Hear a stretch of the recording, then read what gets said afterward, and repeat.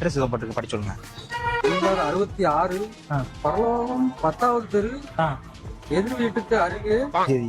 வெள்ளை நிற பெயிண்ட் அடித்த கருப்பு வீட்டிற்கு அருகே குடிசை வீட்டின் 3வது மாடிதான்.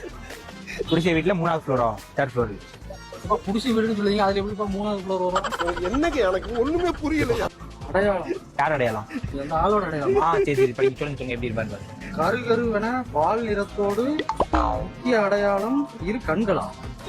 எங்க மூக்குக்கு மேலேயா மூக்கு கீழேயா? தொடையில் மச்சம், வழுக்கத்தலையும் அடர்த்தியான முடியை கொண்டிருப்பார். மேல் குறித்து திரும்பி பார்க்கவும். இது பாருங்க பாருங்க என்ன பண்றது. கீழ்கண்ட முகவரி திரும்பவும் முன்பக்கத்தை படிக்கவும். முன்னாடி படிங்க. முன்னாடி அதான் திரும்ப எழுதிருக்கு. போன் நம்பர் கேட்டிருக்கு. போன் நம்பர் சரியாக தெரியவில்லை. நல்லா பார்த்து சொல்லுங்க. சரியா தெரியலப்பா, கொஞ்சம் நல்லா பார்த்து சொல்லுங்க. என்ன நம்பர் போட்டு முடிச்சுங்க, நான் அப்படியே அடிச்சிடறேன். இப்ப சரியாக தெரியவில்லைன்னு தான் எழுதிருக்கு. பின்கோடு போட்டிருக்கு, போன் நம்பரில் கடைசி 6 நம்பர் போட்டிருக்கு. பின்கோடு போன் நம்பர்ல கடைசி 6, அது என்னது சொல்லுங்க. அதான்ப்பா போன் நம்பரே போடலையே.